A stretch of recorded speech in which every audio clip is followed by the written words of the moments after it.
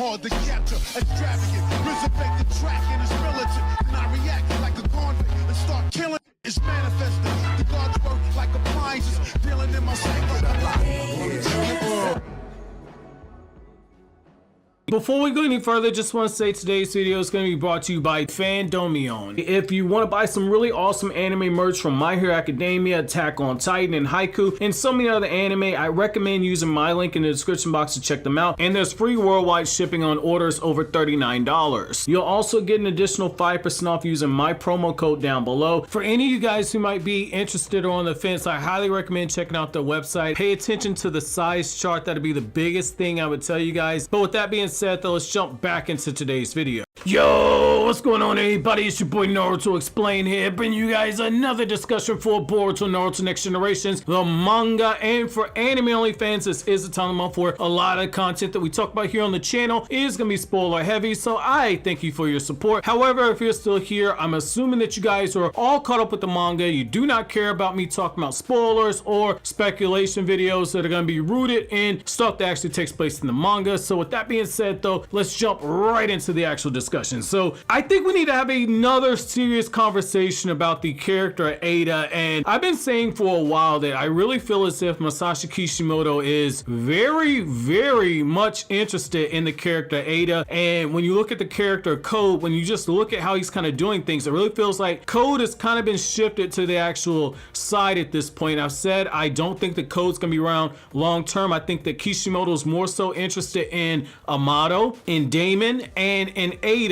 I really feel like characters like Code, they're gonna be kind of shifted to the background because those are Kodachi creations, not so much a Masashi Kishimoto type of creation. And looking at this latest chapter, this is one of those times where my red alarm is going off at this point, because Eida looks like she's concealing another ability, which is absolutely crazy given the fact that she's already got two overpowered abilities. Eida already, as we know, can control your emotions, make you fall in love with her, which she currently has Code under her actual spell. And then she also has the ability to see everything that happens simultaneously all around the world, on top of seeing everything that happened in the past up to the point where she was actually born. And because we don't know her actual age, we can't actually sit there and say how far into the actual past she can actually go. But the fact is that Code in the chapter, according to the spoilers that we have, Code directly tries to get more information out of Eida and Daemon. In particular, the character Daemon, and Eida directly tells him something that goes back to part 1 of Naruto, which is a ninja or just any combatant period must not give up all of their secrets right up there on the front.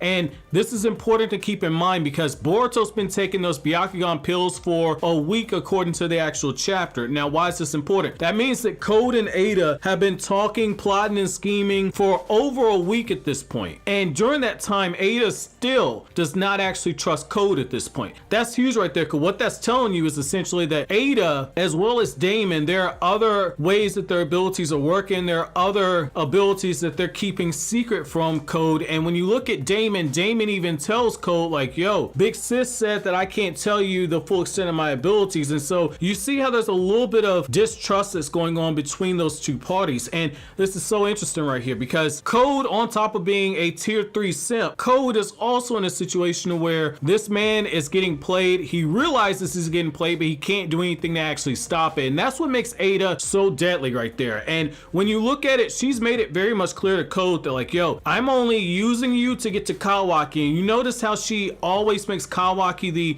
center of her actual focus whenever she's talking to Code about the actual plans. Whenever Code gets on his diatribes where he's talking about trying to have Naruto killed, she keeps saying, make sure you don't have me anywhere near this. He cannot know that I had anything to do with actually helping you. Kawaki under no circumstances can know this. And so you see how Eida's already kind of put her line in the red sand there. And then when you take the words that Daemon said in the last chapter, like, oh, are you the newest guy that my big sister's using? That's also another line right there that's letting you know that Code is an expendable character. I think that once Eida actually gets what she wants out of Kawaki, essentially Code's gonna be actually off. And I think that you have two things that are going on right here. I think the first thing you have to look at is the fact that there's a lot about Eida's character that we don't actually know. I still have a very strong suspicion that Eida's gonna be the one that actually manages to turn Kawaki away from Naruto. The way that they're actually doing a lot of the stuff in the actual chapter where Naruto's calling Kawaki basically a second son, saying like, you're like a son to me. You're in this situation where Eida has every reason to turn against Code once you get in that situation where Code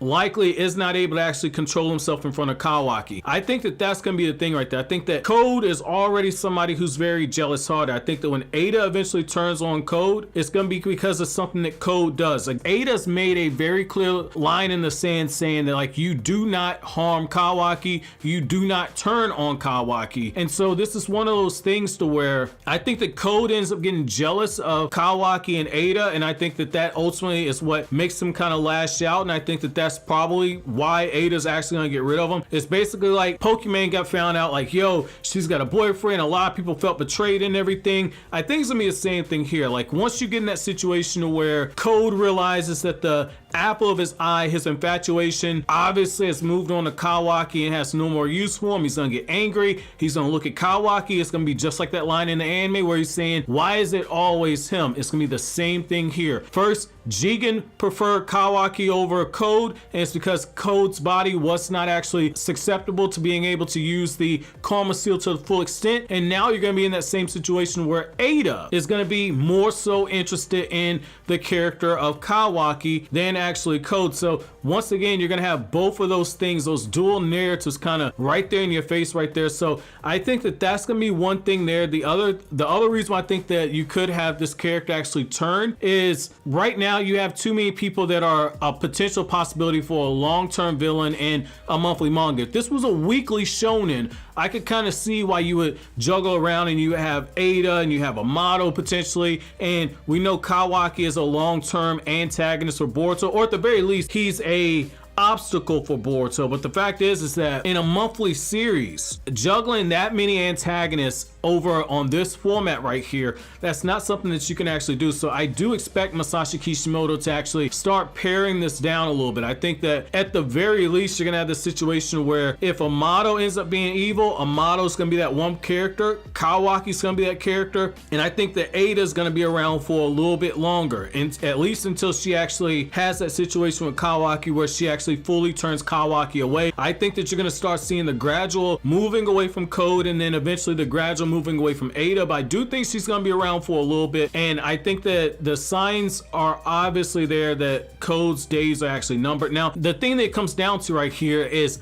are we in a situation where Eida doesn't even have to lift a finger? That would be so badass if you're in a situation where essentially Eida is able to manipulate Kawaki naturally, not through her ability, but naturally manipulate Kawaki, or because of Code's actual issues with Kawaki over the situation, they engage, and Kawaki, because he ends up taking that extra Karma Seal from Amato, even though Code gets his limiters taken off at some point, I think that if you have that situation where Kawaki has that karma, and because it's tapping into power Ishiki, if Kawaki through his ninjutsu training and everything is actually able to strike down Code, that's one of those things to where maybe that works, or maybe you go the route of kind of like a sneaky Black Zetsu situation where Eida kind of crushes Code from behind. I think you could have that. I think it's the same thing. Maybe Daemon steps in, but I do think that again, they're kind of setting Code up to be betrayed by Eida, and this would definitely be in line for something I think Masashi Kishimoto would do, because what we're seeing right here is clearly a puppet master type thing. The only question I have is there anybody pulling the strings on Eida? I know some people have said they think that Amato might be aware that Eida's out there. I'm not too sure on that.